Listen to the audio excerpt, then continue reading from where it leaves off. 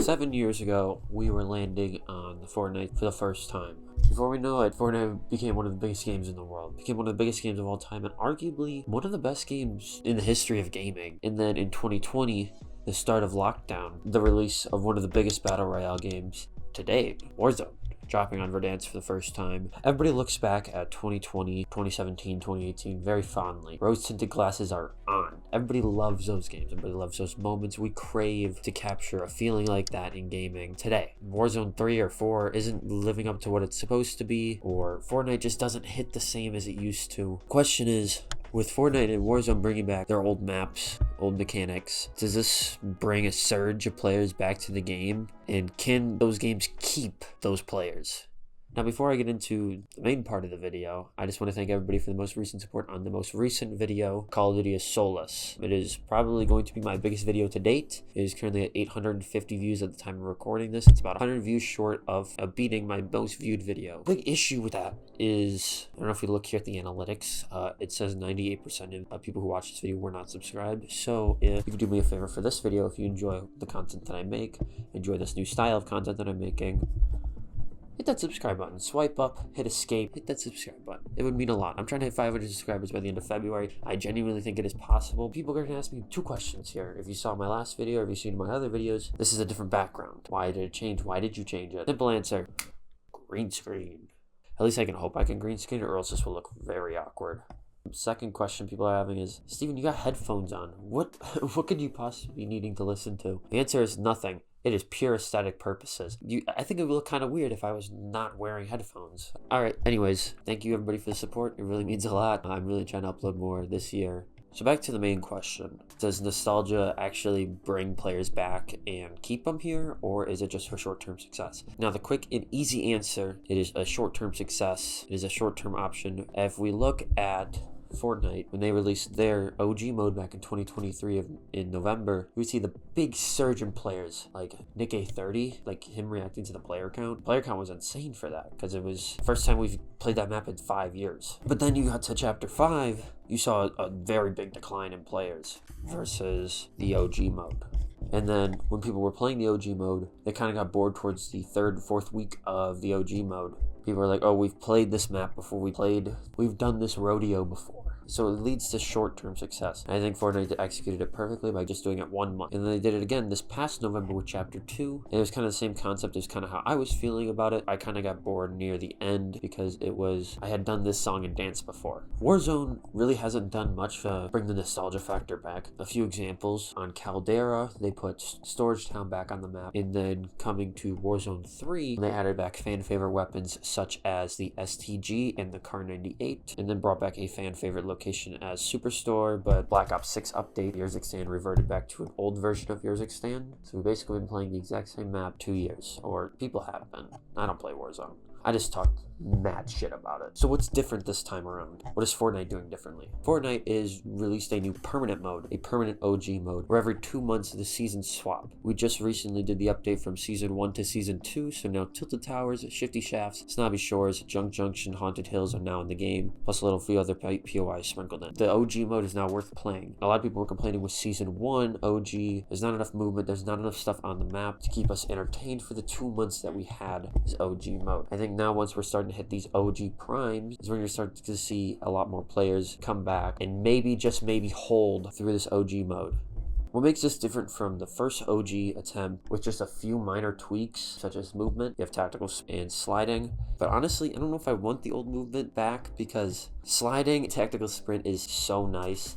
I honestly can't imagine playing Fortnite right now without it. With Warzone, we really don't know what they're doing. All we know is from a post from the COD Next saying Verdansk was coming back. Rumors, it's coming at the start of Season 3. There's very, very loose rumors that it sounds like Verdansk is going to be a little bit different than what we remember. Sounds like it's going to be altered if it's more of the new movement style. But that is rumors. There's no really validity to that. We also don't know which version of Verdansk we're getting.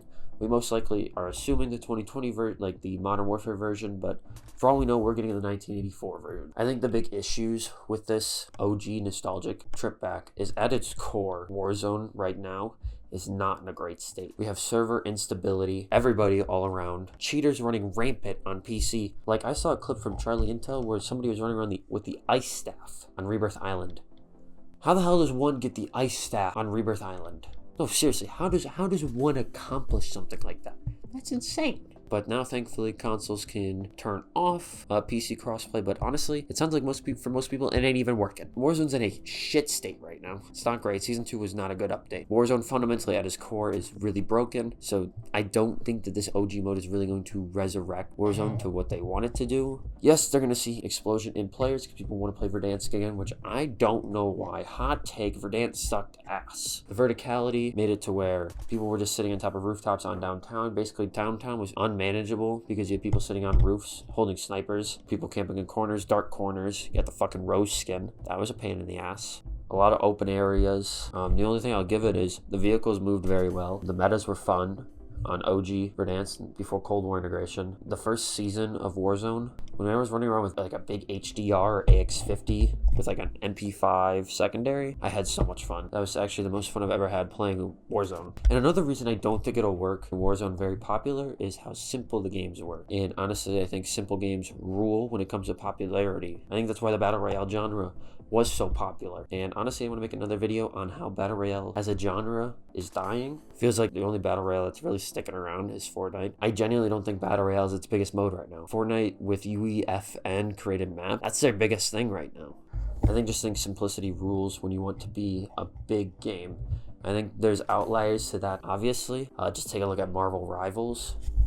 The complexity is you have to know heroes, understand what they do, have a team built around certain strategies. Anyways, Wolverine made for life. I'm not a bitch. I don't run Scarlet Witch. Now, is companies playing towards nostalgia a little too much? I like to think so. Games are constantly changing and adapting to new things. Fortnite, perfect example. They have Chapter 6. Chapter 6 is very complex. There's so much stuff going on, but it's ever changing and ever adapting, which is making the game so successful. The game is changing constantly and adding new stuff constantly. You start playing with people's nostalgia, you start playing with people's memories, feelings on how they felt back in 2017, 2018, on how much fun they had with their friends, how much fun they had playing their game, how much fun they had during that time of their life where they felt like they had less responsibilities as they do now. My biggest worry when I was 12 years old playing Fortnite was if I was able to fucking get the battle pass finished, if I was able to get a Mega Light, and unfortunately, I didn't. Look, I don't have a Mega Lights. I'm pissed. I do got Carbide Lights, though, so that's something. Like, please, Epic, when Season 4 comes out, let me be able to get my Omega Lights, like level 60 something. I think people, when we look at the games back then and compare them to now, I overall think Fortnite is a better game right now. But I enjoy the memories and the times I had back in 2017, 2018, playing with my best friend, playing with people I don't talk to anymore. There was so much fun in the memories that we had, which I think the companies who are doing these rewind nostalgic trips, catering and trying to grasp at because they want you to get that feeling again. They want you to get that feeling and that excitement again of dropping into feeling again that you're going back in time, that you're going back to a time where you felt like you were enjoying life more than you are currently.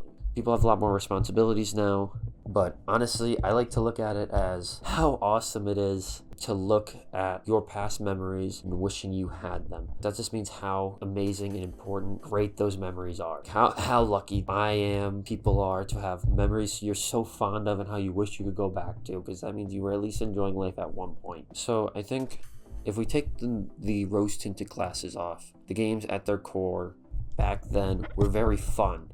Don't get me wrong. We take the levels of those games and we raise them so much higher because we enjoyed those memories a lot more than the memories we're making right now. I want to wrap up by saying that I don't think that going after people's nostalgia is all that bad, but I do think that it only really provides temporary success, and it's up to the games to kind of grab people's attention with bringing stuff back, but then your new stuff that you have that you want to show these old players that are returning is very good.